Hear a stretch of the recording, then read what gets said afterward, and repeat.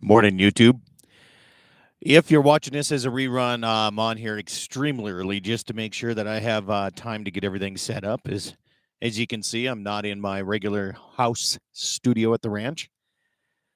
I'm at Leeds, South Dakota, as the morning, as the sun's about to come up right there.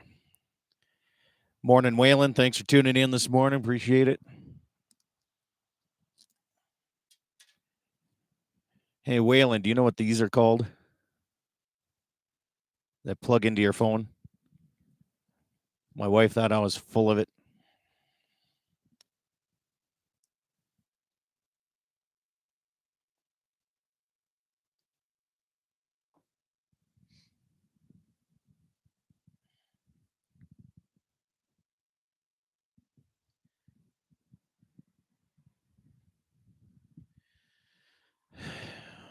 You don't. The technical term for it is a dongle, or at least that's what the IT guys call them anyway. So yeah, let's see what's going on here. What was I just get a message here?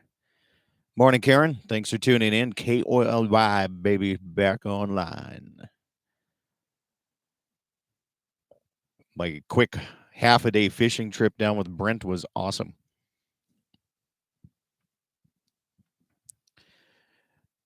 Let me know how the audio levels are there, Karen, Waylon. Let me know if there's any distortion or anything here. I'm trying to run it at a level that you don't hear a whole lot of the traffic in the backside of things down here.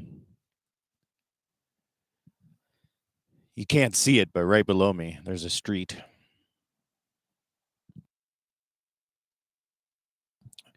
Representing, all good. Thank you, man. Thank you, Karen. Appreciate that. Both of you guys.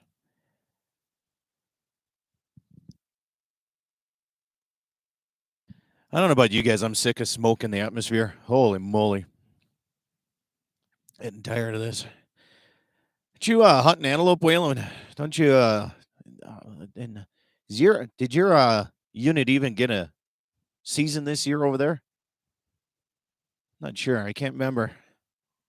Looking at the map, if you guys had a season or not over that way.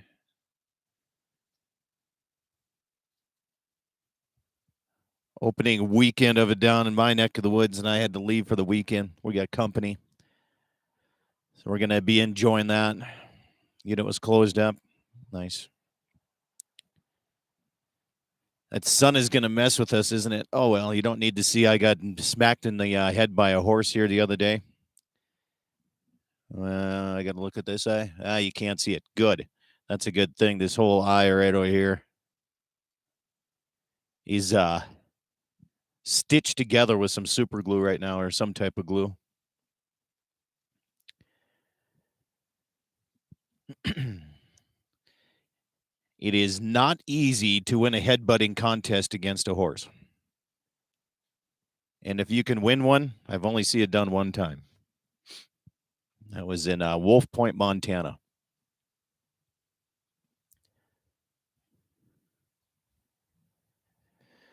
Morning, Grandmaster John.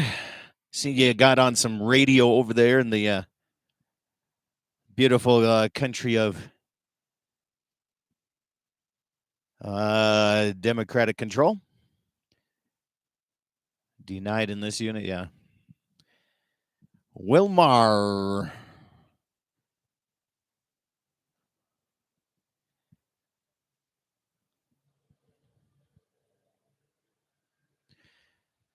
Hey, Master John, you should call my cell phone and do a test run on the audio, see if the audio works. Because I put a new dongle on it. We'll do a test run before we got to do with the main show here. You can give me a weather update on YouTube. Glick, Minnesota. Tornadoes, wind, fury. See if this works. Betty, come here. I got a little bit of a goofiness going on here. Betty, come. Hold Come on. here. There it is. All right, Lizzie's with me I now. got some cable Betty is issues. running. I got to buy new cables all of a sudden. Uh-oh. Yeah. It's not from getting head-butted from a horse. Buddy, let me Give tell you. You see that? Yeah, I saw the picture. Can't even- Oh man. Oh, yeah. It was pretty fun when, as we came into town last night, we stopped at Lumpy's bar and everybody's like, hey, don't mess with that guy. Yeah, no shit. This hair, kind of this side of my eyes, all black and blue. And Oh man. Unbelievable. So what happened? oh, it just You're moving him around and he just got pissed off? no, it wasn't his fault. They just No. quick movements. I did something quick and he did something quicker. Oh, gotcha. So how long did it take for him to wake up? He's still out. Yeah, Yeah, it didn't bother him one damn bit. I mean, he just went right back to eating his grain. Son of a bitch. Oh, that's funny. I knew it was Right bad on. because I quit. I put your hand up on my eye. I turned and walked away.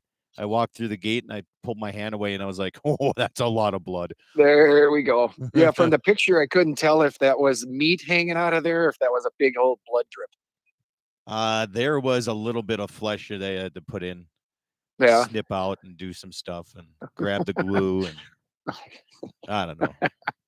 Only you, man. Only you. Gotta love it. So much fun. So much fun. Jack. So where you at now? I'm in Lead, man. We're sitting here in the Black Hills. Dixie's friend Katie came visiting from Nashville. So we Nice. picked her up at the airport last night and kind of made our way back this way. We're going to do a little touristy stuff around this area today and then head back to the ranch. Gotcha.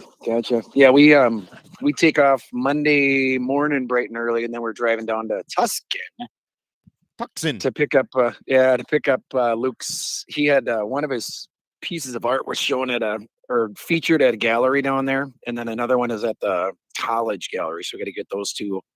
Didn't really want to mail them back and thought, screw it, we're not going to take any kids. We're going to take a vacation. So there you go. So yeah, we're heading out. Spending a couple days on the way down. Honestly, I don't know where we're going. Julie's got the whole trip planned out, so we'll see where we end up. That's the best way. Mm-hmm. You're on a need-to-know basis, and that is okay. The only thing I need to know is somebody's going to be flat on her back for most of the trip. So yeah, there you go. That's what I'm telling you. Or maybe on her stomach getting a massage. So we'll see. There you go. You're familiar with that. I may have walked in on that. Yeah, well, there's no locks on a ranch house, so that's all we're seeing. I still couldn't believe it. You knuckleheads. All right. I tell you what, Tian's coming along with that drawing. That's gonna be cool. I can't wait to see it done. Yeah. I told him he needed to figure out a way to hang some meat off the left eye there.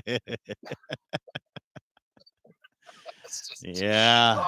Only how's the knee doing?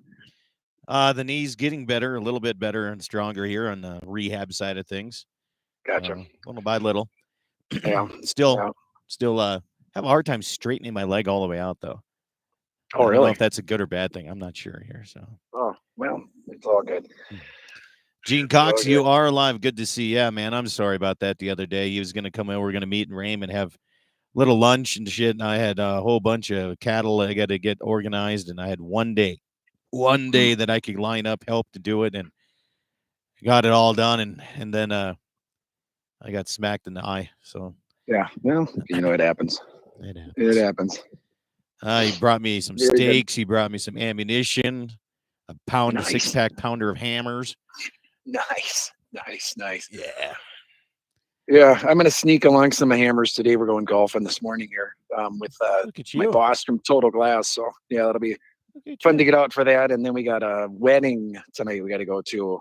It's just outside of town here, so it's not like it's a big drive or anything, but it's one of the big shots in Wilmer. The Chamber of Commerce president just stepped down, and he's getting remarried, and he's actually marrying a grandmother of 2 of my kids that were in Taekwondo.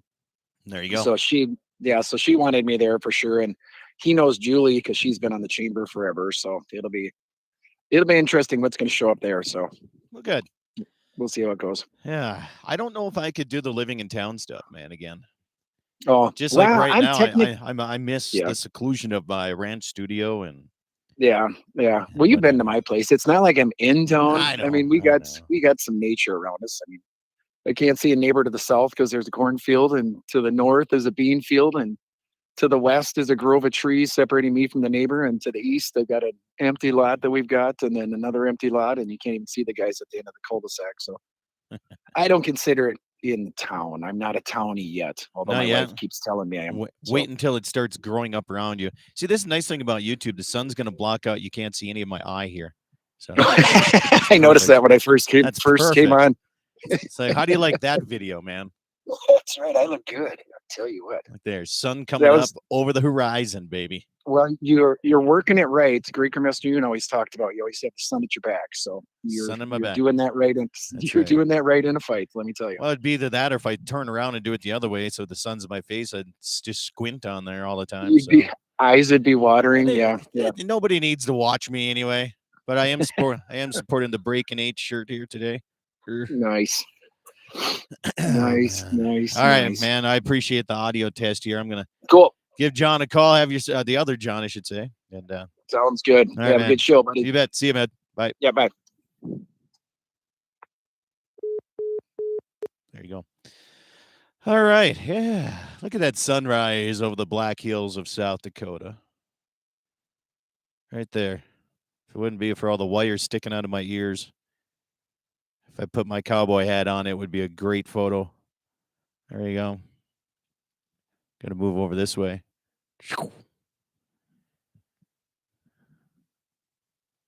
Alan Graham, good morning. Good morning, Dave, Minnesota. Appreciate the text. Appreciate that. Thank you for tuning in again here this morning. It's called the Arm Master. There it works. As long as I don't touch that cable right there.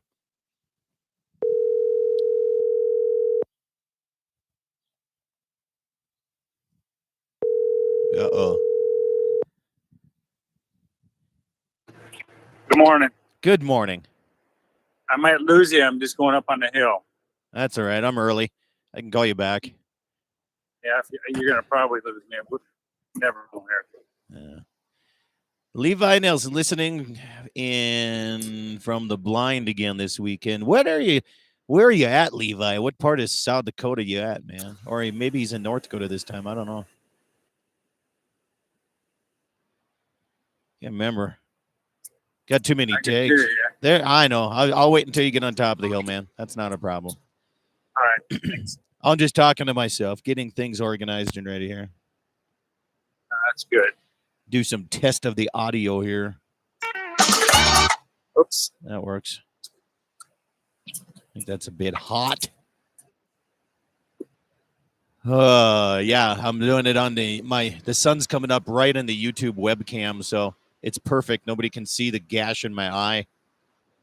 It's like a big blacked out side of things. Newell area. Oh, what the hell? I drove through that yesterday. You know, Levi, Newell isn't that far away from Deadwood tonight. Just saying. The old number 10.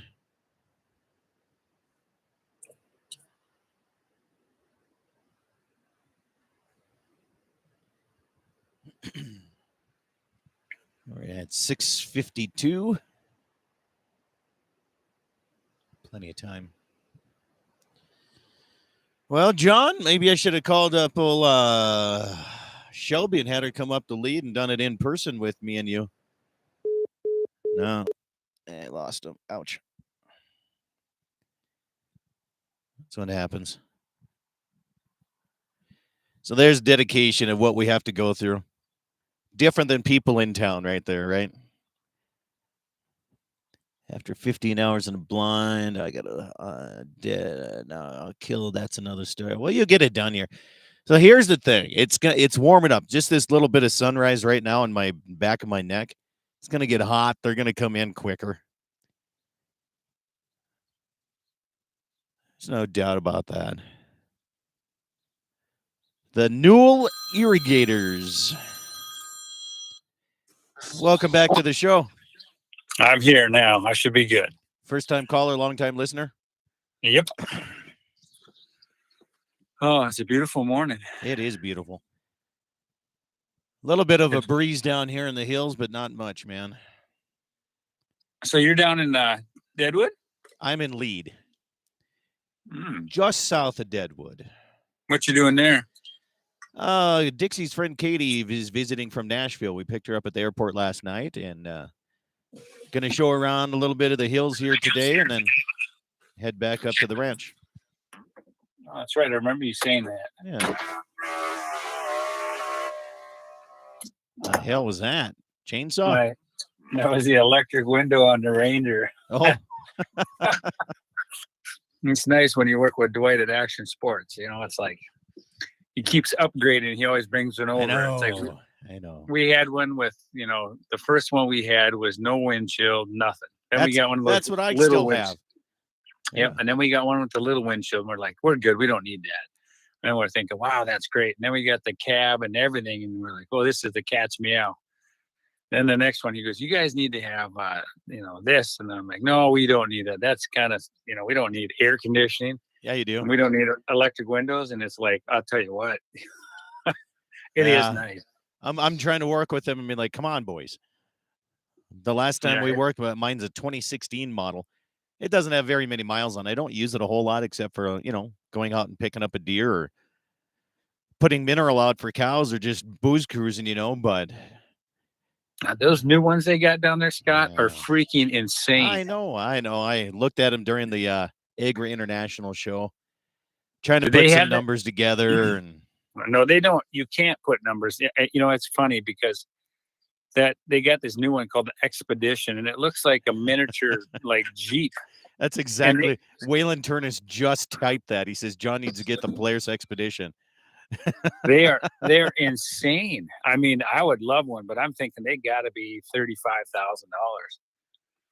You know, and that rancher friend of mine out in eastern Montana, he buys $2,000, $3,000 Nissan pickups and Toyota pickups, and then runs them. He goes, I just can't get myself to spend $25,000 on a Ranger when I can use these pickups and run them till they drop. Well, I thought the same thing until I got when Jamie Breck, first world problems, boys. I paid for my own. I paid for my own too there, Jamie. Oh, I hate Jamie. Someday when he's important, he might get something. Well, you know, I mean, I'm sure he's got some sponsors on his show. I'm sure he's getting some products, a little something in the back pocket. Come on now, Jamie. Don't tell me you're not getting something. Oh, and then since Jamie's listening, we're not live. I'm going to give him hell. You whining little wiener schnitzel talking about one tag and going to freaking cutting the bow tag so rifle hunters have more tags. You can take a flying leap. We're already going to get started up before we get on the air. I see how that. Okay. I heard him call in and I was like, shut up, shut the hell up. We don't need that. Oh, I think it's coming eventually. Well, I do too. You know, especially when you look at the deer numbers. I mean, well, here's the thing though. Last year, when there was so much kill off of EHD, why last year did they increase the tags in some units? Well, because there's CWD. Like my unit. Yeah, I know. But if you're worried about CWD, then you better not have any deer hunting anywhere. Yeah, well, like I said, have the federales come and kill everything. I mean, I don't know, man. Well, I don't know what it is. I like I said, because so Shelby and I sat last night and I have 2 fields, soybean fields that are like 2 feet tall. They're absolutely beautiful. And this is where we used to have, I mean, on any given night, you'd have 40 deer come by. We had 1 deer in one field, 1 in the other. And that is it. And that, I don't care how bad a night we have, we always see deer. Our south side of our property is down a lot. Big time. You know, we lost. We may have wintered a lot of deer, but I think we had a pretty good die off late spring when that last storm came in, and the area around us just lost a ton of deer. Yeah, I don't know what here's my concern. If they switch to a 1-tag system on archery and rifles, so you can't get either or, you get one, you can use, that's it, right? You can use it during archery season or you can use it during rifle season. I am betting dollars to donuts that you're going to start seeing every single Tom, Dick, and Harry buy 150 acres of land somewhere so they can get a gratis tag. And the price of all land, which it already is going up, thanks to all these NFL football players buying land out in my area right now. But yeah, it's gonna. I don't know. We'll see what happens here, but. It's going to be. It is tough. I mean, you look at these big corporations, though. You look corporate farming and stuff. It's like, oh, there is that. I don't care what anybody says. It's still available. You see some of these guys that are huge farmers and ranchers. They don't have time to hunt. A lot of these guys, like my neighbors on the other side of the river, they're gigantic farmers and ranchers. Not a single one of them hunt. So all they do is they just rent their place out to hunters, and do really well. I mean, they have a nice pivot system down in the bottom of the Little Missouri, and granted, when the white-tailed deer, before they all got decimated down there, it was really good. All right, station 7 o'clock on the nose, straight up 7 o'clock coming up on Mark. 6 minutes to showtime. Hey, it's 8 o'clock. Yeah, for you guys on fast time it is, but I still stick with the slow time. Shelby's going to start coming around to Daddy's way of thinking, if you know what I mean. When she starts talking to you, she's going to say, you guys should be on the right time. Well, she says it all the time. And the Missouri River was the cutoff, and that's the way it should be. Well, like I said, what I struggle with is when people put I keep my phone on Central Time, so I always know what time it is where I'm home. And then if I'm on Mountain Time, what's the big deal? I still run on Central Time, so I don't screw up. Yeah, I'm hoping it doesn't get to. I mean, Slope County is going to be the last one to get it passed. I'll tell you that. We're gonna be forced into it before we get it passed anywhere. I mean, I don't know. There's going to be a line somewhere, right? There's got to be a line somewhere for Mountain and Central. Why do you have to keep changing it? It's not that hard to say, okay, what time zone are we in? And figure it out. Somebody's going to always be. Well, it seems like the population is pushing it. Like there's more population on the east side of the state, then it just keeps pushing. Now there's population in the central part of the state. Now they keep pushing it. Well, just have a line and deal with it. That's all I say. But what do I know, John? Nothing. Just like me. Damn thing. All right, now we got text message coming in. It's called Montana. No. Why am I having to be forced into Mountain Time or to Central Time when I do a lot of business in Montana? Everybody says, well, we always go to Bismarck, Mandan, and then we have to switch time and everything. Well, same thing for me. Why do I got to do it? What's the big deal? It isn't that hard. That's what we've done it our whole life, Yeah. I don't see the big deal. You just when in Rome you do as a Roman. So if you're in a place, and even though I go by Central Time, I know it's their time. I just do it. Yeah. So at the ranch, my phone switches, and I've screwed up turkey hunting by an hour because it switched over. Must be right in that border. I lock my phone on Mountain Time. Yeah, Todd says, how about Billings then? Well, here's the problem. Billings is pushing Mountain Time further and further and further to try to keep it away. So it's going to be between both states, and you know where it's going to end up. So it doesn't bother me. If you let your phone change on its own, it'll change from Mountain to Central, and it does its own thing.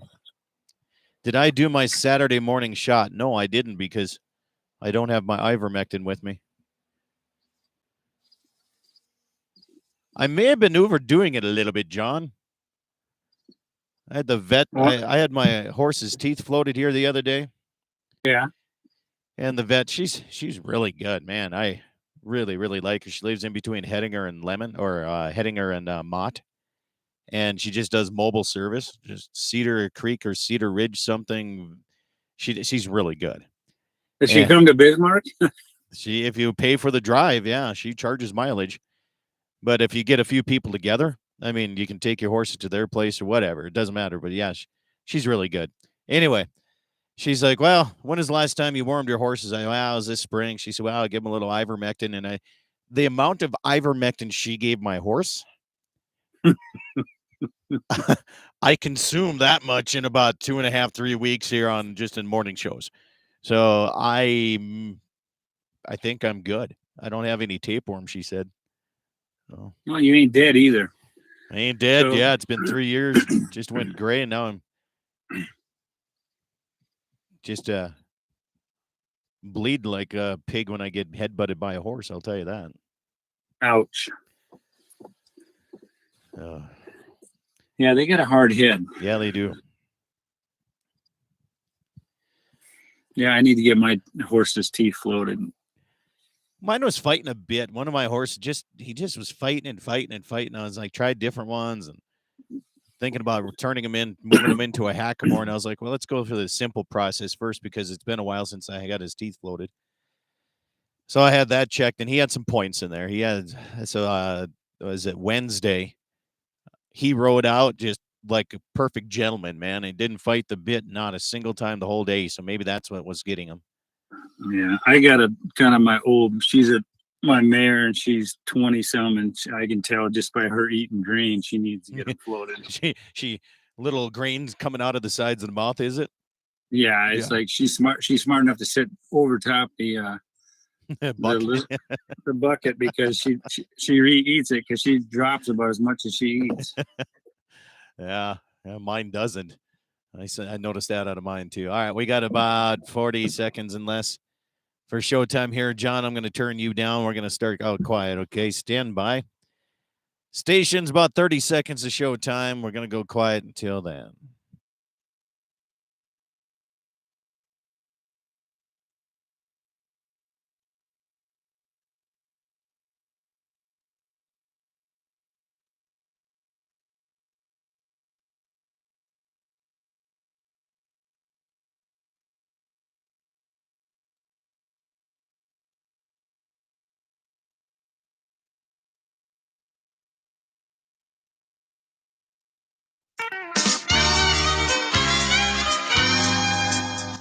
Good morning, everybody, and welcome to the Saturday edition of Dakota Prairie Outdoors. Heard all across the Dakota Territory, 6 states, and a couple of Canadian provinces, courtesy of great radio stations like KGFX out of Pierre, South Dakota, KOLY, Mobridge, South Dakota, K-Fire, 550, Bismarck, Mandan, KCJB up in the Minot area, and 9 at 910, and also KLTC, 1460 in Dickinson. Good to have you guys along here this morning. Appreciate it.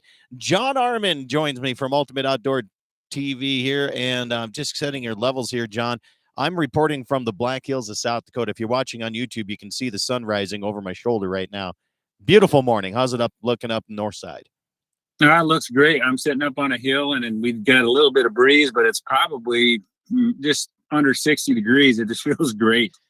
So today's show, since I'm not in my home studio, you can't call in, but you can sure text 701-425-6651.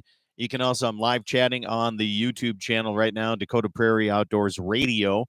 And yeah, I'll tell you this right now. It's not often. I haven't been down to the Black Hills the entire year. It's been like, I think there was still snow on the ground. The last time I was here, I was snowboarding, John. That's how long it's been here. It's been a long spring on the ranch. It's been a long summer, and I can say I'm not really totally caught up, but I'm caught up enough to take a weekend and enjoy it with my wife and a friend of hers came in from Nashville, so we're going to show her around a little bit here in the Dakota Territory. Oh, that's awesome. It's beautiful country. How are they looking as green as we are? Oh, it's always green down here, man. Yeah, it looks good. I mean, can't really see much of on the drive down yesterday. We cut over from south of Buffalo. We cut over to Newell and down to Sturgis and over to Rapid. And it still looks good. Of course, Newell, they got a lot of irrigation pivots. I think they're on their like 4th or 5th cutting of alfalfa already. So, yeah, looking nice. Yeah, I have never seen it this green. I can't remember the last time. Everything, the crops look good. The pastures look good. It's amazing. Even myself, my farming skills, when you get 5 to 6 inches of rain, I even look good. Yeah. It makes you step a little higher, doesn't it? There's no doubt. Oh my gosh, it's beautiful. It's crazy. So how is this going to affect the if we have this much cover? Am I missing the deer? So we've been riding. I can tell you how many places we rode, how many miles we rode on Thursday or Wednesday when I was working on some cattle here. Both of the places, my lease place and at home, we went through every draw and everything to check all this stuff. And even yesterday, before we left to come down here to pick her up at the airport. We rode, I moved my cows on my lease place over to another pasture, and I rode another section of land into the zero deer, John. Not a single one. Am I just missing them because there's so much cover? Or, I mean, you'd think if I'm finding the calves, I'd be able to find the deer. Yeah, someone else told me that, and I don't believe that. I mean, you know your property, I know my property, and I know the amount of deer I should have. And even though we got, waist high grass in some places and lots of browse, they're going to come out of that stuff and they're going to hit the soybean fields, whether it's in the evening or at night. And like I said, usually if I get a picture of deer, there's one or two up front and there's 10 in the back, and I'm getting one deer and no deer in the back. And when you look at my soybeans, they're just nipped off in a few spots, and I mean, not bad at all. So that means that there's no deer hitting them. Yeah. And, like I said, we sat last night opening, and two of our best spots, we had one deer in one field and one in the other, and that is it. And what I'm seeing way more bucks than I am does. And really, and I was sad because I had some youth hunters that were going to come out, but I just can't get myself to have anybody shoot a doe when I'm seeing 1 and 2 does, and that is it. Well, I guess that's why the numbers are down, and the tag systems too. And archery antelope is on the way in both states, North and South Dakota. And the only person that's having any luck is Levi Nelson. Yeah. Well, he's sitting down in Newell right now, or somewhere down what there. He said he's in Newell. I told him, I said, come to Deadwood tonight. And he says he gets too tired. Is he like 80 years old already? And all he's doing is sitting in the blind. Yeah, it's not like he's hiking. And I'm not, like I said, he came with us down to Wyoming opening weekend, August 15th down there, and we had a great hunt. We shot 4 out of 5 antelope. Should have had 5 out of 5, and we hunted 2.5 days, so we did really well. There's still a lot of antelope down in Wyoming. That's why I love going down there. And we came back through into South Dakota down by Buffalo, checked out some spots in Montana and Buffalo, but that got hammered with rain, and the mosquitoes were absolutely insane. So Shelby hunted for a day and a half in Montana with her boyfriend, and they sat for probably a total of 20 hours and had 1 antelope come by. So we're going to go back. Hopefully there are going to be more antelope move in during the rut. And I think one of the problems with the antelope is they're spread out because they don't have to hit these fields. Everything is green. Yeah, they don't have to travel as far. I mean, they can sit and be comfortable, and they might even have a little water spot over the top of the hill. They don't have to come to a dugout or dam or even a water tank for that matter right now. Wayne Moose says, good morning, guys. I've been watching a buck since sunrise, waiting on him to bed down. So he just checked out the show until he beds it. See, we help people pass that time, John. Yep. Because everybody, the worst part of it was the best advice somebody gave me about bow hunting is when you think it's time, wait another 20 minutes and just be patient. So you can do that by listening to the information that you're going to be giving everybody this morning. Yep. It's like I said, patience is a virtue. And when you spot and stock, and I'm not a professional spot and stalker, I'm more of a spot and spooker. And it's like, I've made that mistake where I just wasn't patient enough. I love spot and stock, especially on coyotes, John. Yeah, with a rifle. With a rifle. Yeah, I like spot and stock. That's one of the reasons I hunt with a rifle is because when we sit vantage points and we find a deer, I always have confidence. If I see a deer, we have a 99% chance we're going to kill it. It doesn't happen very often where we don't kill it. But there's times that it doesn't happen, but it's just fun putting that effort in. And when you get to see them, that's why I hunt antelope with a rifle, is that you get to see them all day. You can drive around, you can glass, you can get on vantage points, you can see them. And then sometimes you make a move on them, you get up there, it's not what you want. So you back out, and sometimes it doesn't work. Antelope, a lot of times it doesn't work just because of the terrain. And I'm not a long range shooter, and we, filming, we like to have things within, 300 yards. Yeah. So it's, like I said, it's enjoyable. It's funny because you say you're not a long range shooter within 300 yards, and then you go to northern Minnesota, and and 300 yards is a long shot up there, It all depends on where you're at and where you're coming from. Well, John, I got some text coming in. We'll wait until the next portion of the program to talk about that. It has to do with a one-tag system, and we'll cover that and more. And, we're fighting about Mountain Time and Central Time here before we got on, and people are chiming in about that too. It's easy enough to choose which one. It's easy, but they keep pushing it further and further. Pretty soon the whole state's going to end up that way. So now we're going to have that fight going on. So stay with us. John Arman's my guest here from Ultimate Outdoor Adventures TV. We'll have more coming up your way here on Dakota Prairie Outdoors radio show on the Saturday edition. Also on my YouTube channel, Dakota Prairie Outdoors Radio. If you want to go there and live stream it there, I'm on that as well, or to watch it back. We'll have more coming up your way here with, and my main sponsor here, music brought to you by Breaking 8. That's why I'm wearing their shirt here today. And we'll be back after these messages.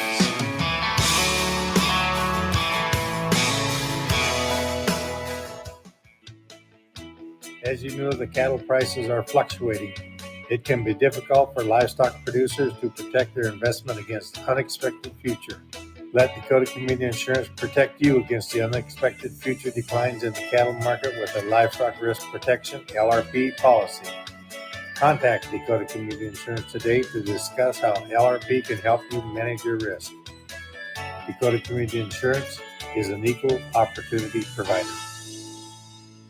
MoPro Guide Service, the best on Lake Oahe. Brent and his staff will give you the most enjoyable fishing experience, always having the latest in electronics, gear, and the most comfortable Lund boat on the water. Fish with somebody who lives in Mobridge, South Dakota, the heart of Lake Oahe. If you need a place to stay, the Morest Motel has newly updated rooms with free internet, a family-owned and operated business. Go to OaheWalleyes.com. That's OAHE Walleyes.com for the best fishing experience Lake Oahe has to offer.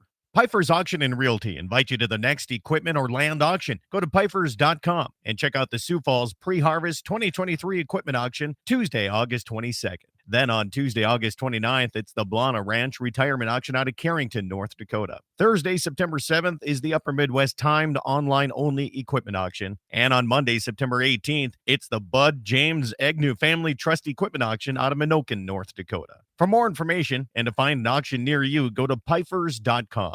Rockin' 7W has all the panels you need. Freestanding panels, windbreak panels, feeder panels, and the original Protester panel. You can custom order sizes to fit your current operation, or you can start from scratch. Rockin' 7W also does trailer repair on any size trailers, mobile welding, and custom cattle hauling. Call Justin at Rockin' 7W at 701-206-1030. That's 701-206-1030. Rockin' 7W, the farmer and rancher's go-to guy. East greets West, an annual fundraiser for the North Dakota Cowboy Hall of Fame, scheduled for October 20th at the Valley City, North Dakota Eagles Club. This fun event begins with a social at 5, followed by a delicious dinner, and a very lively auction takes place following the night's keynote speaker, Jeff Gould, telling America's story. Uplifting, touching, and profound, it's a presentation that inspires listeners to consider the sacrifice and blessing of our nation's history. Tickets for this event available at northdakotakowboy.org. East greets West, October 20th at the Valley City Eagles Club. Pfeiffer's Auction and Realty invite you to the next equipment or land auction. Go to Pfeiffer's.com and check out the Sioux Falls Pre-Harvest 2023 Equipment Auction Tuesday, August 22nd. Then on Tuesday, August 29th, it's the Blana Ranch Retirement Auction out of Carrington, North Dakota. Thursday, September 7th is the Upper Midwest timed online-only equipment auction. And on Monday, September 18th, it's the Bud James Agnew Family Trust Equipment Auction out of Minokan, North Dakota. For more information and to find an auction near you, go to Pfeiffer's.com. When it comes to picking the right financial institution that best suits your unique banking needs, we invite you to come bank with Dakota Community Bank and Trust. Recently named North Dakota's best small bank and Newsweek's America's Best Banks in 2021, we believe that community banking can blend both the past with down-home customer service and the future with modern banking conveniences and technology for our online and mobile customers, all while honoring our long-standing tradition of community-first oriented banking. Here at Dakota Community Bank and Trust. East greets West, an annual fundraiser for the North Dakota Cowboy Hall of Fame, scheduled for October 20th at the Valley City, North Dakota Eagles Club. This fun event begins with a social at 5, followed by a delicious dinner, and a very lively auction takes place following the night's keynote speaker, Jeff Gould telling America's story. Uplifting, touching, and profound, it's a presentation that inspires listeners to consider the sacrifice and blessing of our nation's history. Tickets for this event available at NorthDakotaCowboy.org. East greets West, October 20th at the Valley City Eagles Club. Western Frontier Insurance. Agents that understand you, your needs, and the community. Whether you're looking for coverage on your farm, ranch, home, or auto, you can trust that Western Frontier Insurance will find you a combination of price and coverage that works for you. No fancy jingles, no talking boxes or animals, just good neighbors helping to keep you covered. Western Frontier Insurance. Offices in Hazen, Washburn, and Wilton. On that road, but don't you worry, one day I'll settle down. And when that time comes, I hope you're still around. I hope you're still around. I hope you're still around. Welcome back, everybody. Dakota Prairie Outdoors Saturday edition continues on a beautiful Saturday morning across the Dakota Territory.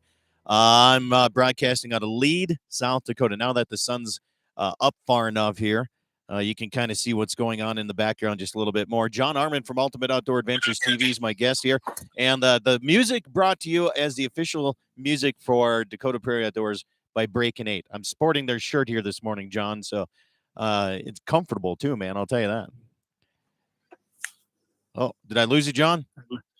Oh, there we go. There you are. There So you I was are. watching a low-flying plane, and I was wondering who it was. Well, you can take the, you can take the tail number off of them, and there's an app on your phone. You can actually find out who has that plane. Well, if they come by again, I will. I'm just curious if flying kind of low. Yeah, well, that's don't get me started with low-flying planes. We have a transmission line coming through, and you want to talk about environmental survey studies, and they just feel they can walk across all your private land. They chase some like cows out through some fence, and then like, well, just let us know, and we'll take care of that. Just send us a bill. And I'm like, what's the bill on your cows getting spooked, right? And how does a guy put money on that? Yeah. Is that line coming through your property? Right across our branding pasture, right across it. Not one of the nicest views when you head out for a branding, I feel, in many, many areas. And now there's going to be a big old buzzing transmission line over top of it. Yeah, but you get paid for it, Scott. I don't get paid for it. I'm not the landowner, but I'm going to have to deal with it the rest of my life. Well, here. So it was going to be about a half a mile from our property line. But someone with more money than we have complained that it was too close to his place. So they moved it right up against our property. I mean, right up. And I talked to the guy, and I'm gonna complain because, I film. We film for a living. I sit on that rock pile. I do not want to see a big power line in my view, but we're gonna have to look at it. And we're not getting compensated anything. No, it's amazing how that works, doesn't it? So, and they know what coming next after you put a transmission line in. You know what's next? Yeah, wind towers. No. Yay, because they look so nice on the landscape. Yeah, I just don't know why people do that. I mean, are they that? I'm a school teacher and I don't make a lot of money, and I'm happy. Like I said, if they had oil underneath our ranch right now, unless I could put it at the very end and drill horizontally, I would not touch it. I don't even know if I would. I don't need the money. I'm not looking to be rich, and I don't want wind towers because they don't do anything. We don't need them. They're 70% subsidized, but I don't know. Have you ever been around wind towers trying to round up cattle?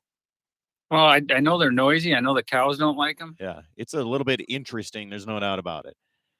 My horse kind of bolts sideways when he sees a plastic bag. You should see what he does with a wind tower. Well, like I said, they make a lot of noise. Yeah. When All right, you ready for the one? So the evidently somewhere, somehow in a radio program, not quite as popular as this one, it was brought up about a one tag system.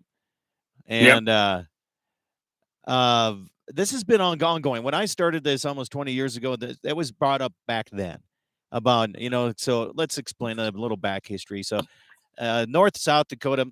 So if you get a rifle tag, you can also get, I call them over the counter still, archery tag.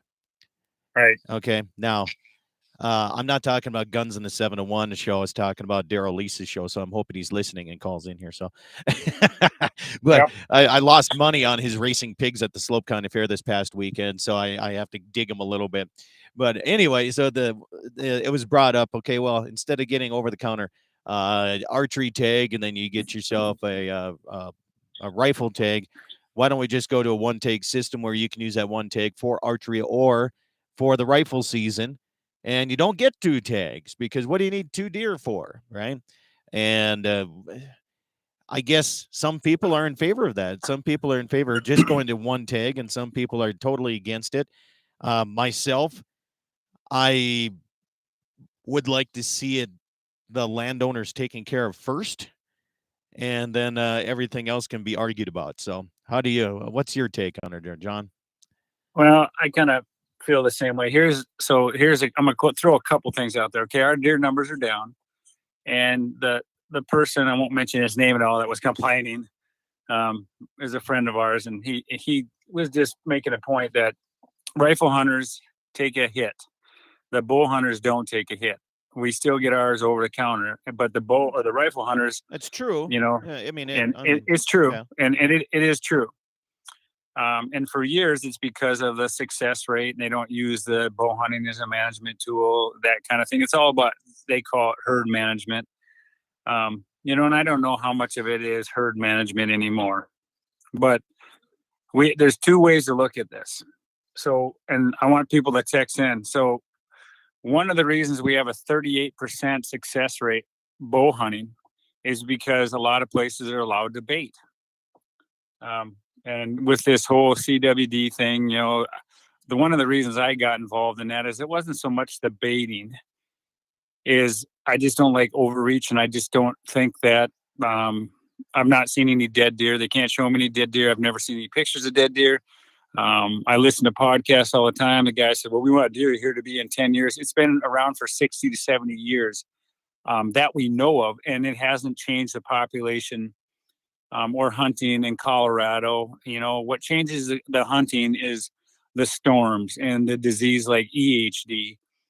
So I put out there to people, would you rather have a 1 tag system or be able to have both tags and get rid of baiting so that the percentage goes down? Because that's one of the things that they look at is how high the percentage gets. So if you're shooting 50%, bow hunters are killing 50% success rate, that's a lot of deer. So that would be one option. Get rid of baiting so the percent goes down and keep our 2 tag system. I don't know what you're saying. What people think about that. The other thing is like I said, as a landowner, and I know people get mad, and I'll hear it. I do a lot of work. You do a lot of work. Not just putting up fence, not just spraying weeds, not just doing the normal everyday things, but I put in, $10,000 worth of food plots, and they stay up, they take care of the deer. They make deer hunting good for everybody around here. My neighbors are great people, but no one puts up food plots. No one leaves, stuff. So what we do benefits everybody. There's public land next to us. It benefits them. And 90% of all whitetail deer are shot on private property across the country. So if the Game and Fish is thinking about taking away, going to a 1 tag system, I still think that there's got to be a way to reward the landowners. I would like it. I don't want to lose my bow tag as a landowner. I don't want to lose my, go up to 2 gratis tags. And I know people will complain, but do you want to hunt the private land or not? Right. That's a, a big deal. And as far as like one of the things that they're talking about, and I think they need to do, is they need to go to a lottery for archery out in the Badlands. But I'm one of those guys that reward the people out in the Badlands. If you live out in the Badlands, like you live in your area, And even if you're not a landowner, you're able to get a bow tag that you can shoot either or, still give them that either or. But the people that don't live in those counties where the mule deer at, then put them in for the lottery. You got to reward the people, take care of the people in that area. We have so many people coming from east and coming from all over that go to the Badlands that they got to start doing something, because I've not heard good reports in the last few years about size of deer or anything out there. Yeah. Well, we're up against our half-hour break, and it's funny that you bring that up because Wayne Muth and I talked about this a lot, about some type of lottery system for the Badlands, western side of the state, because it is getting overrun, and there is so much traffic out there because everybody's chasing that mule deer right now. But we'll talk about that and continue that on the other side of the half hour here. John Arman from Ultimate Outdoor Adventures TV is my guest. I'm Scott Bachmeyer.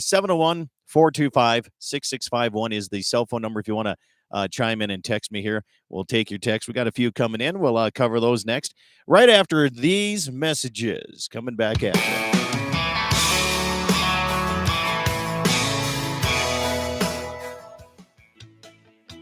As you know, the cattle prices are fluctuating.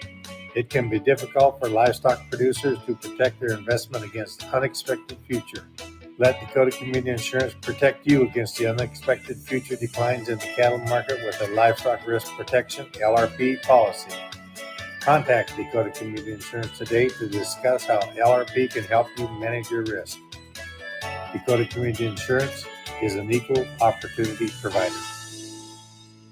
MoPro Guide Service, the best on Lake Oahe. Brent and his staff will give you the most enjoyable fishing experience, always having the latest in electronics, gear, and the most comfortable Lund boat on the water. Fish with somebody who lives in Mobridge, South Dakota, the heart of Lake Oahe. If you need a place to stay, the Mo Rest Motel has newly updated rooms with free internet, a family-owned and operated business. Go to OaheWalleyes.com. That's OAHE Walleyes.com for the best fishing experience Lake Oahe has to offer. Pfeiffer's Auction and Realty invite you to the next equipment or land auction. Go to Pfeiffer's.com and check out the Sioux Falls Pre-Harvest 2023 Equipment Auction Tuesday, August 22nd. Then on Tuesday, August 29th, it's the Blana Ranch Retirement Auction out of Carrington, North Dakota. Thursday, September 7th is the Upper Midwest timed online-only equipment auction. And on Monday, September 18th, it's the Bud James Agnew Family Trust Equipment Auction out of Minokan, North Dakota. For more information and to find an auction near you, go to Pfeiffer's.com. Rockin' 7W has all the panels you need. Freestanding panels, windbreak panels, feeder panels, and the original Protester panel. You can custom order sizes to fit your current operation, or you can start from scratch. Rockin' 7W also does trailer repair on any size trailers, mobile welding, and custom cattle hauling. Call Justin at Rockin' 7W at 701-206-1030. That's 701-206-1030. Rockin' 7W, the farmer and rancher's go-to guy. East Greets West, an annual fundraiser for the North Dakota Cowboy Hall of Fame, scheduled for October 20th at the Valley City, North Dakota Eagles Club. This fun event begins with a social at 5, followed by a delicious dinner, and a very lively auction takes place following the night's keynote speaker, Jeff Gould, telling America's story. Uplifting, touching, and profound, it's a presentation that inspires listeners to consider the sacrifice and blessing of our nation's history. Tickets for this event available at northdakotakowboy.org. East Greets West, October 20th at the Valley City Eagles Club. Pfeiffer's Auction and Realty invite you to the next equipment or land auction. Go to Pfeiffer's.com and check out the Sioux Falls Pre-Harvest 2023 Equipment Auction Tuesday, August 22nd. Then on Tuesday, August 29th, it's the Blana Ranch Retirement Auction out of Carrington, North Dakota. Thursday, September 7th is the Upper Midwest timed online-only equipment auction. And on Monday, September 18th, it's the Bud James Agnew Family Trust Equipment Auction out of Minokan, North Dakota. For more information and to find an auction near you, go to Pfeiffer's.com. When it comes to picking the right financial institution that best suits your unique banking needs, we invite you to come bank with Dakota Community Bank and Trust. Recently named North Dakota's best small bank and Newsweek's America's Best Banks in 2021, we believe that community banking can blend both the past with down-home customer service and the future with modern banking conveniences and technology for our online and mobile customers, all while honoring our long-standing tradition of community-first oriented banking. Here at Dakota Community Bank and Trust. East Greets West, an annual fundraiser for the North Dakota Cowboy Hall of Fame, scheduled for October 20th at the Valley City, North Dakota Eagles Club. This fun event begins with a social at 5, followed by a delicious dinner, and a very lively auction takes place following the night's keynote speaker, Jeff Gould telling America's story. Uplifting, touching, and profound, it's a presentation that inspires listeners to consider the sacrifice and blessing of our nation's history. Tickets for this event available at NorthDakotaCowboy.org. East greets West, October 20th at the Valley City Eagles Club. Western Frontier Insurance. Agents that understand you, your needs, and the community. Whether you're looking for coverage on your farm, ranch, home, or auto, you can trust that Western Frontier Insurance will find you a combination of price and coverage that works for you.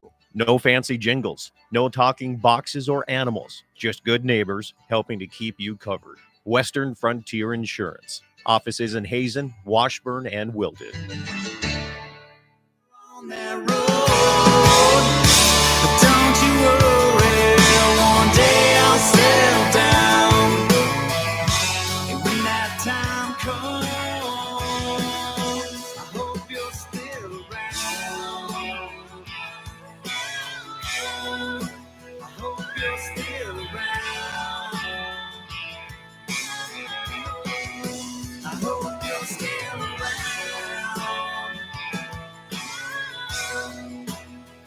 Welcome back, everybody. Dakota Prairie Outdoors Radio continues all across the Dakota Territory and a few other states as well, and around the world on my YouTube channel, Dakota Prairie Outdoors Radio. Good to have you along here. John Arman from Ultimate Outdoor Adventures TV. Well, we got some text messages, John, about our last comments, and let's cover some of them. Are you ready? I'm ready. Are you there, John?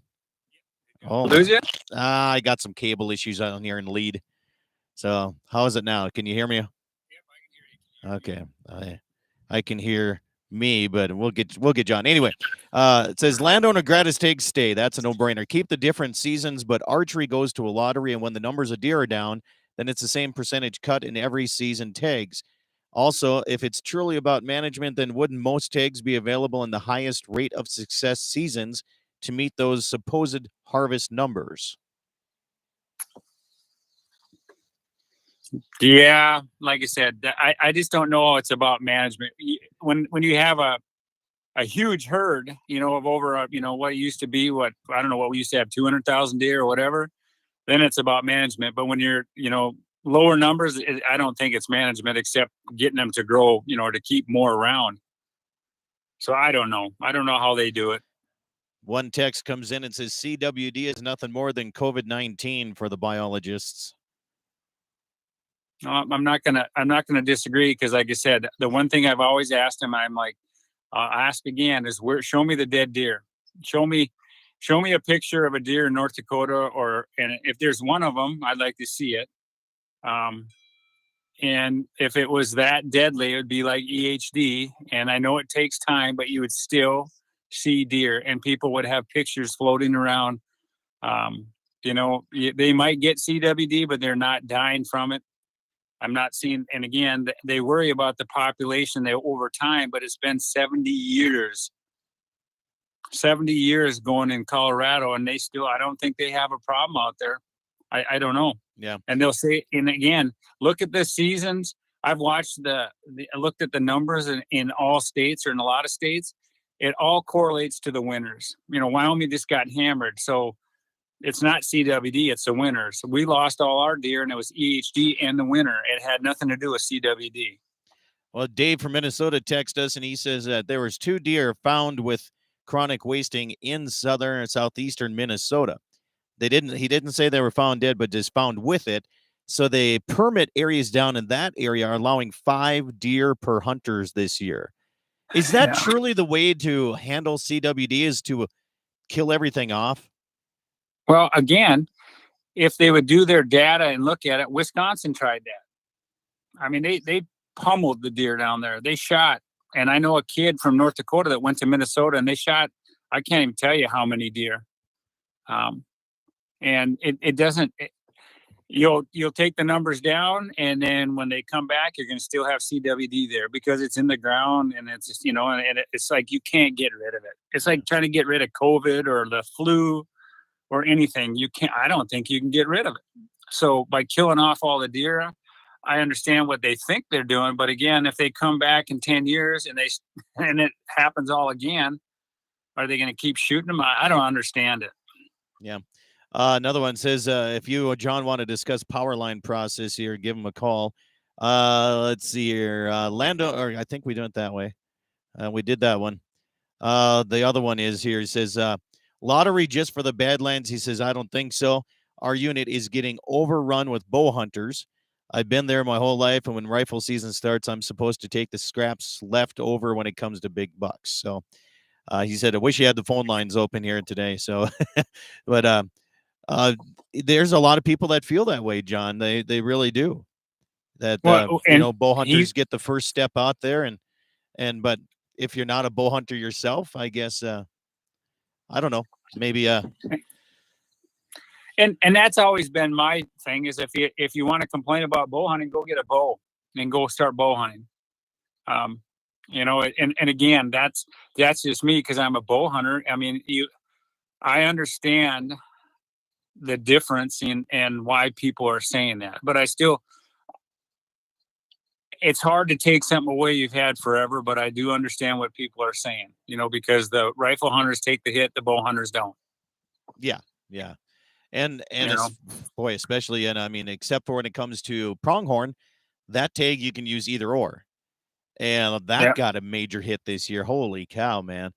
I mean, you want to talk about a drastic drop in tags on pronghorn this year. It's crazy. And a lot of people are going out of state to go pronghorn hunting anymore. Yeah, and that's the thing is, like, when I was a kid, we used to get them over the counter, and not a lot of people hunted them. And like I said, I built points up, and now you're down to 400 tags. But then, talking to Levi, and he said down in their unit where they closed it down, he said he's seen more antelope than he's ever seen. Yeah. So, and that's a hard thing. Is like I said, there's no way, unless you survey all the landowners somehow, to get an accurate number. I know they fly, but it's pretty tough. And that's one of the things I wish they would do for deer is maybe talk to the landowners more, because again, flying for deer is pretty tough. I think that's going to be tough too, because as landowners go, so I've been out riding and doing everything, and I haven't seen nothing for deer. And then you'll take the next person and they'll say, oh, there's deer all over the place. So what's one person's perspective against another? I don't think you're going to get a true accurate statement, even if you ask the landowners, because I think everybody sees a lot is different in everybody's eyes. Yeah, right? And you're right. You're right about that. I mean, if I say, I drink a lot of beer, and that's 2 beers. Like the Biden administration wanted to cut us off to 2 a week there, John. That's a lot. That's a lot of beer. Have you ever been to a branding? I don't think what a lot of beer looks like. No, I just broke that rule last night. Uh-oh, they're going to come after you. TSA's watching you, buddy. So, but on a good note, archery season's at least open. Okay, and I mean, on the bad side of it, probably not a lot of deer, but I'm excited to get out there and take a little bit of time and throw it on I'm going to try to go bow hunting and use my horse a little bit more this year, John, instead of just hiking everything and going everywhere else. I'm going to try to scout a little bit better on back of a horse, see if I can see things a little bit better. Well, that's not a bad idea. I mean, you can cover a lot more ground. I think so. I usually do it when I'm fencing, but then I found out that I was illegally carrying a bow while I was fencing. Evidently, that's frowned upon. I didn't know that. What? Yeah. Oh, I suppose because you're driving off established roads. Yeah, I'm fencing. Well, and again, I don't understand that drive wherever you want. I understand, staying on established trails when it's not your property and when you're on public property, so it doesn't get all wrecked. But when it's your own land, it's not like you can, I don't know. Again, like I said, I know the Game and Fish has got a tough job. I wouldn't want to do it. I think one of my main complaints is I just think that there needs to be better communication. I think we need to have different people, and having an organization like Backcountry Hunters and Anglers on the board, I'm not real thrilled about that because they really have nothing to do with our state. I think there need to be different people on there, more ranchers, more landowners, just more sportsmen. And I think they need to, hash things out and come up with things that will benefit everybody. Just better communication, more transparency, so people know what's going on. Let me ask you this: what's the issue with people against crossbows? Well, I talked to Jamie about that. The fear is again, the success rate with the crossbow is higher. And so the higher you go, the more chance you have to go to a one tag system. I did some research on it, and most of it's like 5 up to 10% higher success rate.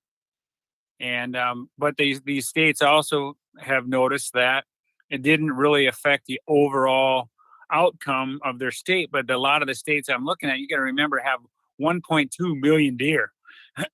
300,000 was the lowest number of deer. And we're a state that has maybe, I don't know what we're at now, 100,000, 70,000. So if your success rate goes up by 5% or 10%, that's a big hit. And then I think that's why the bow hunters have always been against it, is that they feel that they're going to lose their, one tag system. Otherwise, I don't know. I'm not against them. I'm not real fond about having them during archery season, but again, if they made that rule, I wouldn't freak out about it. Yeah. You still got to do your homework, and you still got to, they can shoot 100 yards, but I know the kids that shoot. My daughter can shoot a target at 80 yards. These bows are so efficient now that you can shoot just as far with a compound bow than you can with a crossbow. Yeah. Yeah. I don't know the difference. I guess I've only shot a crossbow a couple times, but I think there's different versions. There's a lot better crossbows, and the one I shot was kind of like a entry level one. It did not impress me. Oh yeah, they got these new Ravens or whatever shoot 400 feet per second. And your fastest bow shoots maybe 350. So, that they're and the thing is I would go for it, but I would say, and I don't know what our rule is in North Dakota. Maybe somebody can tell me what the regulation is on your sight, on your crossbow. Yeah, I think it's It's same as compound. You still got to have a pin system. Is it? I think so. I don't know if you can use like a magnification or not. I don't know. I don't know either. I don't know what that matters either. I mean, if you're looking for ethical shots, why wouldn't you allow sights to help you make a more ethical shot? I mean, it just doesn't make any sense. You still got to be the person behind the trigger. I don't care what anybody says. You can have the most expensive scope on a rifle, and that person can still miss. Yeah. Okay. But here's a good one here. I was gonna talk about back in the day type stuff. So I remember, I was gonna ask you what happened over the years. I remember going out and hunting pheasant and grouse and partridge, and we didn't stop until we had all that. We had deer all over, and I remember most of it in the 80s when they started CRP, and there was a lot of dirt being blown around, right? I mean, we had the old school farming practices. There was a lot of erosion going on, and that's why CRP was designed, to take that highly erodible land out of production, put it into CRP. I feel that from when I was a kid to now, I feel that the farming practices have gotten so good and the ranching practices have gotten so efficient that we have better habitat than we have. I mean, when you have a drought, we don't see dirt blowing. And I mean, you might see it on some people's places, but you don't see that like it used to be, right? We don't see that dust bowl type stuff. So, and it also reminds me of the different ways of hunting. I got a text that says, when I was a kid back in the 70s, all the neighbors did is when it came to combining corn, everybody sat at the end of the cornfield. And when the pheasants came out, they got their limits and shot pheasant. Now they can't do that anymore. And I remember deer hunting with some of the neighbors. We would put people sitting point at some of these draws, and you'd have like 3 or 4 people walking and pushing these deer, and you just shoot like crazy, right? Yeah. I think it's gotten better and better over the years. Was there just that few hunters back then, or then compared to now? I mean, is that many more hunters right now that we're seeing just that many more people afield? I mean, I don't know. Well, I've always said I know people. I bring in kids. I do the raise it full draw camp, and sometimes I feel like I'm hurting myself because they're not making any more land. Access is getting tougher. I think access is a big thing. But hunting, when we were kids, everybody hunted, but they didn't hunt a lot. They were just kind of like casual hunters. Now everybody is super serious. And I mean, the guys that are hunting take, 10 days off to go places. They're so much more efficient than we were. When I first shot my first deer, I had metal pins on my bow. I could only shoot to 40 yards. Well, now you can put 7 pins on your bow and shoot to 120. The equipment, the rifles, my old Redfield 4-power scope. Well, now I have a 4 by 20, 25. It's like everything has gotten so much better. The hunters are, so much better. I mean, they're just, the efficiency is higher. So I think it's just, it's a combination of things. I think people are just super intense about hunting, and it's not just the average guy going out anymore. Yeah. It's guys that, put a lot of effort into it. I think a lot of it too, John, and maybe I'm showing my age here a little bit more than I should. I think it's went from more of a necessity to go out and utilize the animals to feed your family to more of a sport. Yeah, I think, and someone asked me why I hunt, and I hunt for all of it, because I hunt for the meat. I hunt for the excitement. I hunt for the sport of it. I hunt for the size of antlers. I hunt for the management. It's like, it's all rolled up into one for me. It's like, and again, for me, it's like a life, because I don't stop doing it. It's not, there's never an off season for me. And I think there's a lot of people like that. And there's a lot of people that just pick up their bow right before the season, go out and hunt a couple days, and that's it, which is fine. Yeah, at least you're hunting. At least you're getting out there. Yeah, and that's and we all go through the stages of hunting where it's all about killing. Then it's like being selective. Then it's like sitting back. It's opening weekend. I got a friend here. My daughter's hunting, and I'm not hunting. And I'm the one that did all the work, but I enjoy having people have success because of the hard work that I do. And I enjoy seeing the smiles on the kids' face and all that. So, I'm in that stage where if I don't put another big deer in the wall, it's not going to kill me. Exactly. Jamie says if the object was to make hunting harder and less successful, perhaps some of the purists should start throwing spears and using real muzzleloaders again. But here's the thing about that. If it's about management, instead of, we lost thousands of deer in our unit a couple of years ago from EHD. It wasn't because of hunting. It wasn't because of that. So how does a person balance that? And that's one job. Like you said, I don't want to have that job. They can have that over and over again. Right. So, yeah. But I think sometimes the Game and Fish thinks that we hate them so bad, Scott, and I don't.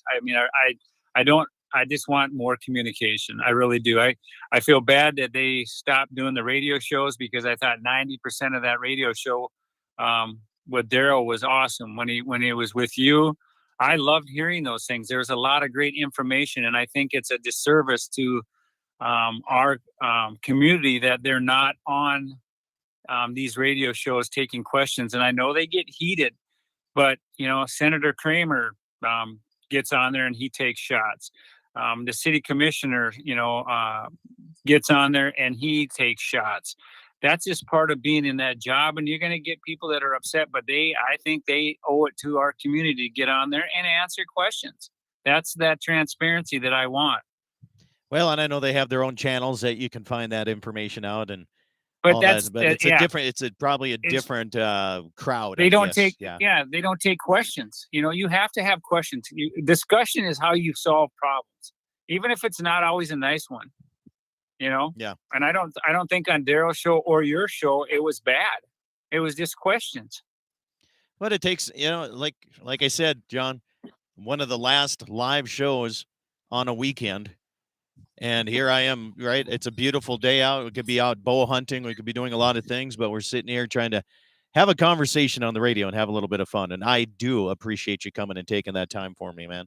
I really do. Oh, well, and again, I think it's the least I do, and again, I'm no big public figure, but it's one of those deals that you put yourself out there, and I think people expect to hear you say things and hear your opinion and stuff. And again, mine's just my 2 cents. I don't know everything. I know very little, but I do enjoy sharing what I know with people or what I don't know. Yeah. Well, I tell you, the good thing about it is we can still get out and have a conversation like this and then get together and go hunt. I mean, Absolutely. I've never been more excited to go after so many different species of critters in my life, but I enjoy all of it. And, one of the other things I'd like to discuss here, if we get you back on the program here one of the next few weeks, is how predator hunting really does help the deer numbers. And when that price of fur goes down, man, you see a lot of those babies getting killed by predators. But, John, we're up against the block here. Thanks for coming on the program. Appreciate it. You bet, man. Thank you, Scott. Have a great day. You bet. John Arman, Ultimate Outdoor Adventures. You find more across all the radio stations here, Dakota Prairie Outdoors, every single day on the afternoon. And we'll continue this conversation on YouTube and more of your text messages. Eat some meat, drink some milk, have yourself a great opening weekend of hunting. Have a good one.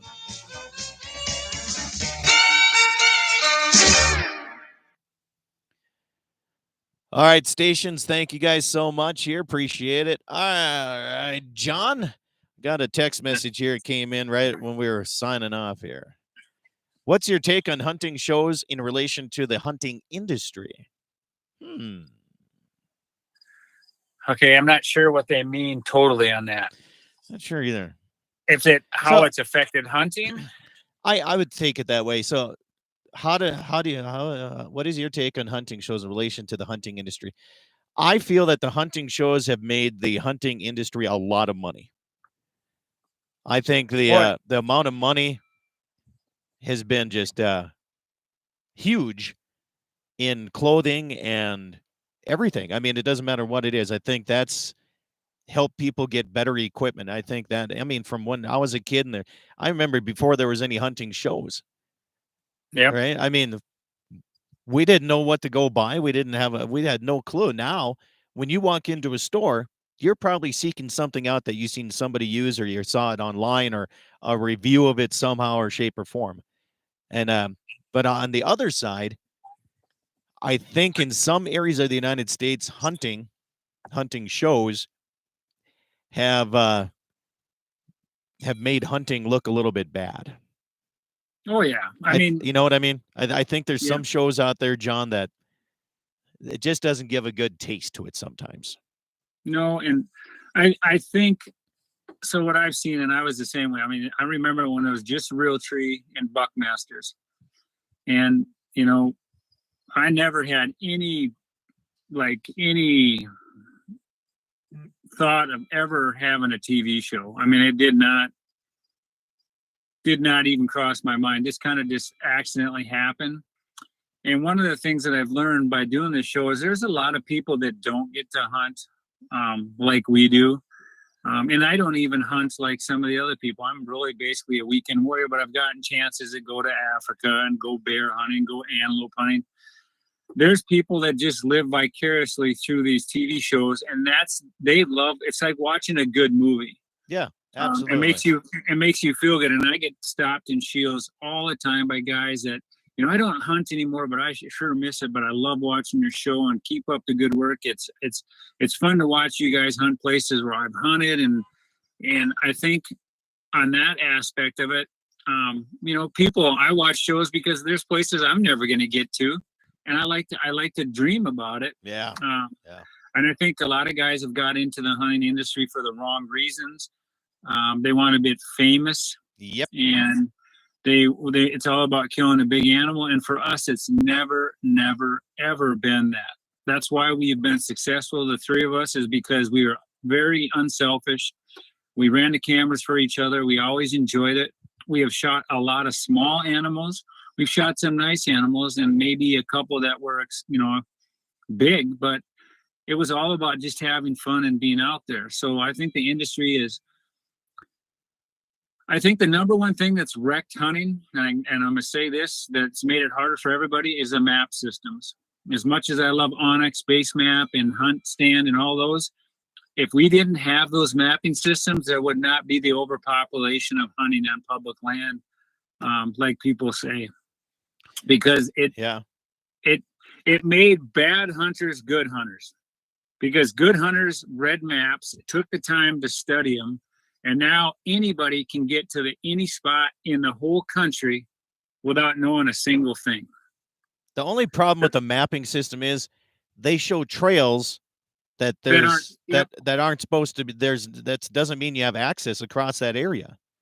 Yeah, and I did see where somebody said something about, like on forest land and things like that, you have to follow their mapping system because there's roads on there too that are not supposed to be traveled, and they show them on Onyx and Base Map. And again, we have one that used to be through our property, but it was always a private road. But they show it on maps, and guys still come through saying, "Well, I think I can drive through here." I'm like, "No, you can't." Exactly. But and again, even, like I said, even the Forest Service maps need to be updated, and they've been working on that forever. Yeah, and I watched a show on, I think it was Eastman's, and it was one section of Wyoming, and this guy had and it was about all the land and the roads and stuff. Most of that stuff is still just on paper. They had cabinets and files after files of these easements, and I mean, you're talking like land easements for roads and all that. It was insane. If that place burnt down, it'd be like, holy crap, because it wasn't all on record. It was still all in paper. But I think the hunting industry has helped it and gotten a lot of people into it. I listened to a podcast. I listened to a podcast with Steve Rinaldi's brother Matt, and he hates the hunting industry. Matter of fact, I don't think him and his brother talk much about it because they see so differently. Because Steve has made a living at it, Matt hates it. He thinks that there's too many hunters. People should quit hunting. He hammered like hunting public. These guys that go around, and he says they're giving away spots, and I don't think people are giving away spots. Why would they give away a spot that they killed a good deer on when they're going to come back to it? It's like fishing. Yeah, like I said. So I think it's a double-edged sword. I think it's one of those.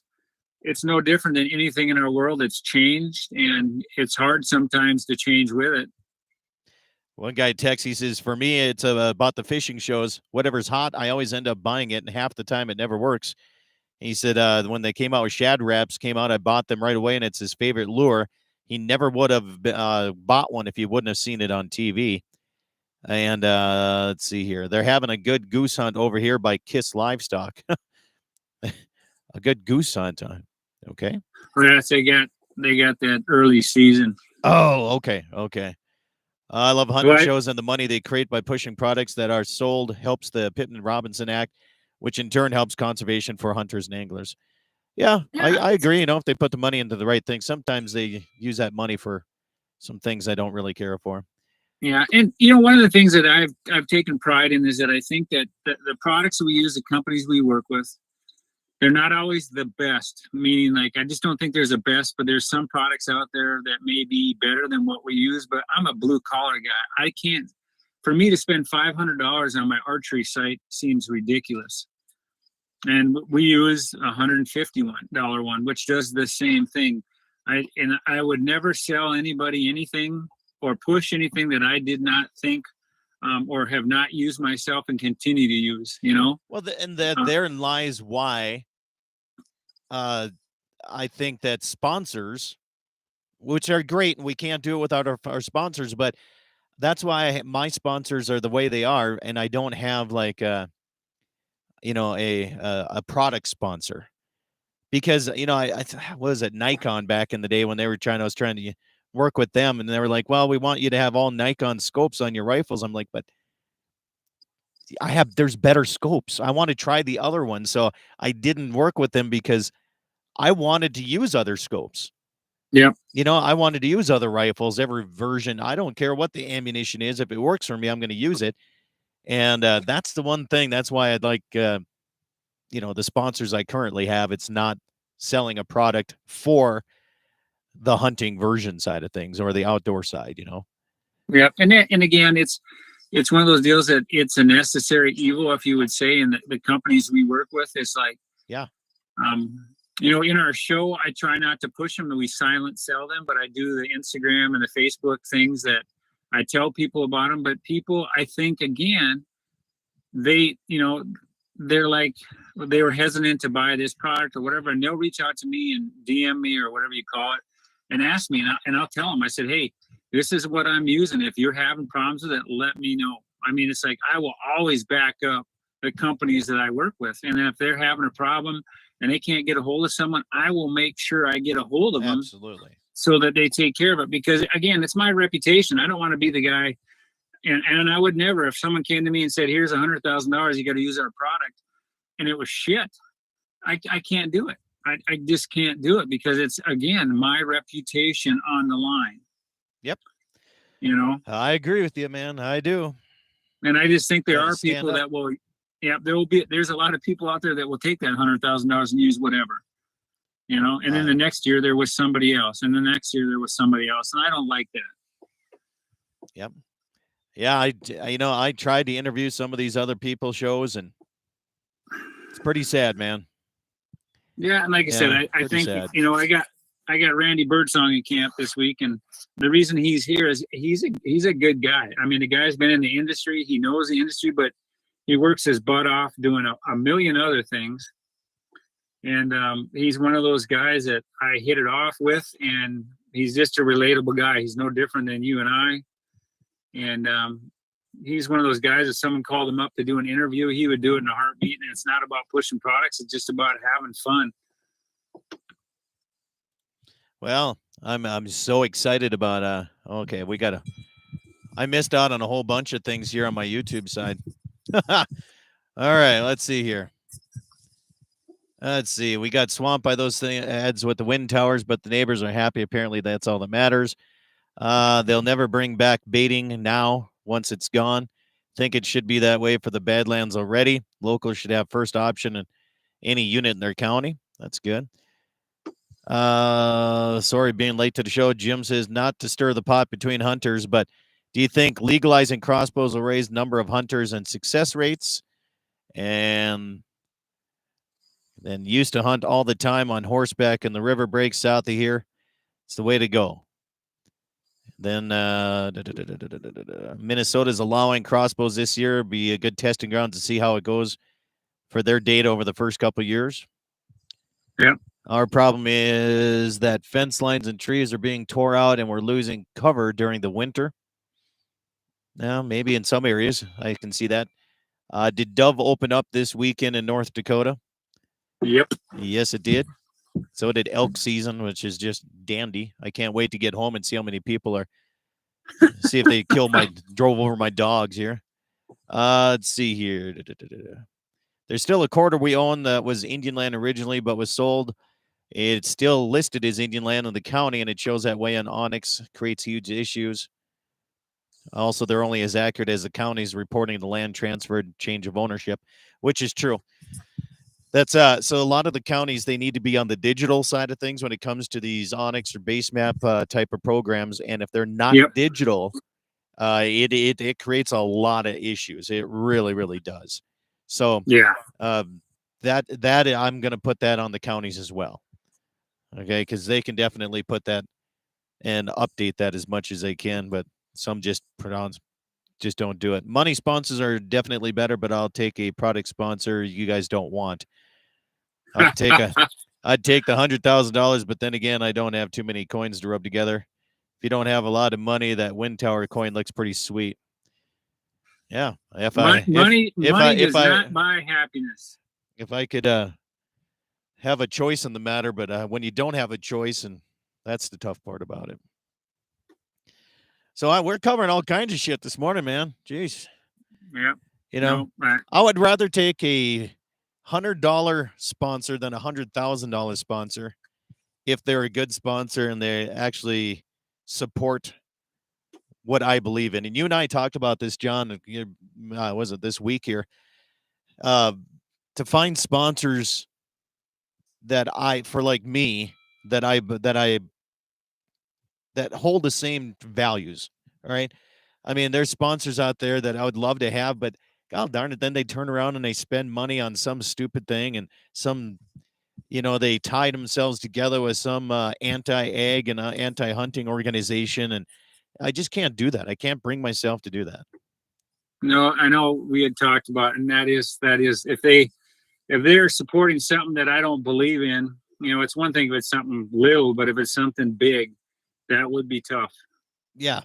Well, and it all happened over the last 15 years with different politics in North Dakota, Measure 5s and clean water, wildlife, and all that kind of stuff that were tied together with it. It was just bad. It created a whole bunch of bad blood between a lot of people. Well, and like we had said, is that I think a lot of people, myself included, you don't always pay attention to everything that's out there unless it has to do with you. And when someone hears about like the Meadowlark, thing, or the Measure Number 5, or the clean bill for water for animals, you're thinking, oh, this is awesome. It's like when backcountry hunters and anglers came in. I was thinking that they were a good group, they were doing this, so I was a member. Then I found out what some of the stuff they're doing, and I'm like, nah, I'm not happy with it, so I'm not a member. Yeah. It's like you find things out later.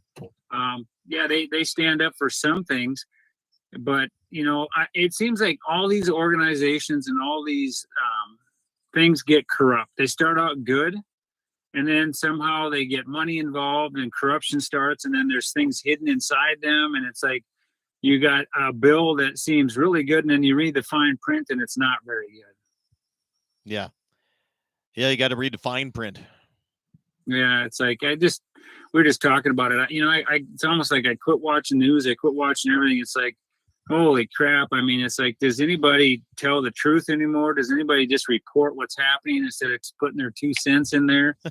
And again, that's a disappointing thing about the Game and Fish, about them not staying at the table with the talk forums and things like that, because you need to have discussion. Discussion solves problems. It's interesting you say that, because somebody said that Jeb Williams was on 1270 for like 2 hours, but they don't take calls. So he's still doing radio, but he's doing it on somebody else's. And what were they doing it about? I'd like to know. See, and to me, that's called, okay, if they were just talking about general things, but if he's talking about CWD and telling people they need to test and things, that's not, that's kind of like indoctrination. You're there to answer questions. If people have questions, answer their questions. If you can't take that heat, then get out of the job. You work for us. That's the government works for us, and we're losing that, where they just start making things and doing things. And I'm not saying they're all bad, but you know what? You got to answer the questions, and some of them are tough. A lot of people don't like that, John. Well, again, like I said, and that's the thing, is they don't like it. I mean, even if I try to get some other people on the radio programs on a Saturday show, especially if it's somebody brand new and they don't know who I am or whatever, they want me to send them a list of questions that I'm going to ask. And I say, I'm not doing that. If you don't want to have a conversation, I get that. I mean, what kind of questions could you ask possibly that would offend somebody? I mean, honestly, well, you just ask basic questions. Why can't they answer laws and stuff? I mean, it isn't. It's so simple. And again, I don't know. Like I said, that's why I like Steve. Is it Steve McCormick? Steve. He's our city commissioner. Steve Bakken. What is his name? He used to work he works at the farm implement dealership. Steve Marquardt. Yeah, and he gets on and he takes a lot of shit, but he answers questions, and he's not afraid to get on there. And I'm like, that's what a public servant is supposed to do. And like I said, even Senator Kramer, I mean, whether you like him or not, people will hammer him, and he fires back, and he tells them, but he goes on there, and that's what they need to do. You can't hide. Yeah. And I feel like the Game and Fish is hiding on some of this, and that's what I don't like. Well, Jamie says, not to pimp out 1270, but you can tell John that 1270 has their segments on their website to listen to. But I mean, if you would tune into that way, they have 6 listeners, so that would be nice. I'd just be interested to see what he's saying, because again, it's like when we had those CWD meetings and no one could ask questions. That's not the way to do it. And then when they said they were saying it's because they didn't want to take up our time. We were there because we wanted to hear and ask questions, Yeah, I don't know. I guess it is what it is. If they don't want to do radio, that's fine with them. It's like I just said, part of it. I think it's a backfire. I think that it just creates more animosity between the landowners and the game and fish, and I think that it shouldn't be. I think that I would like to see a survey done on. They could do two separate ones if you're a landowner, and then if you're just a general public, and see the perception of the game and fish and what they're doing. No, you know, I think it would be quite substantially different. Well, I do too, because I know what the landowners think, and again, landowners are not always correct, but again, you got to go to the table with them and hash things out to make it better. Yep, communication, man, that's the key. But hey, I think we covered everything.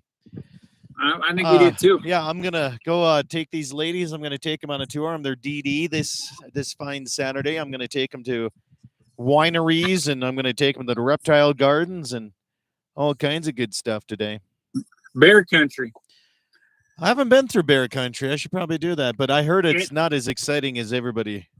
Well, you know what I like is I just like looking at some of the big elk and stuff like that. And there's cute, cuddly little bears rolling around and stuff like that. I mean, it's I got to remember, you guys are adults, but we took the kids through there, and they loved it. I play an adult in real life, but inside I'm still a kid. Yeah, I like all those things. Like I said, I love the Black Hills. It's a beautiful place. Yeah. So you guys have a great day, Scott, man. All right, and man. Once again, hey, thank you for having me on the show. I appreciate it. Hey, appreciate it, John. We'll catch up with you soon, man. See ya. All right, man. Take care. Yep. Bye. There we go. All right, YouTube. Thanks for tuning in on another beautiful Saturday here, and I don't know, just keep it going on. Good conversation. We'll have a little bit of fun time here as we keep bear country is a good time. Okay. I'll see if I can find it. Yeah. Thanks, Marty, for everything. Appreciate that stuff. Oh man, holy cow. Bam. My brother was just out there 2 weeks ago. He loved bear country. Did not like reptile gardens. Interesting. Okay. I think reptile gardens would be fun too. I don't know. We're just going to play it by ear. See whatever we drive by. Got a lady from Nashville. We're going to take her out and have a little fun. So signing off. You guys have a great day. Catch you later.